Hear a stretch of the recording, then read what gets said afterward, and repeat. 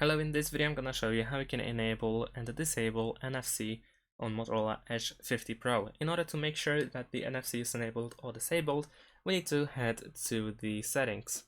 So let's open the settings, then go to connected devices, and then choose connection preferences. Over here we have NFC, we can tap here, and then we need to tap on the slider in order to turn on or off NFC. So if you want to use NFC, make sure that the slider is enabled, and if not, then of course we can turn it off over here.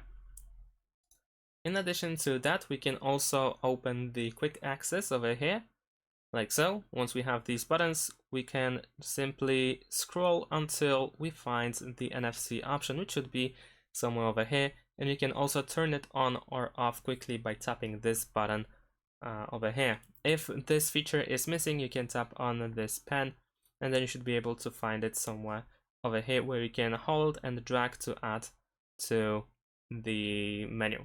And that's it. Thanks for watching. Leave a like and subscribe to my channel, and see you in my next videos. Bye.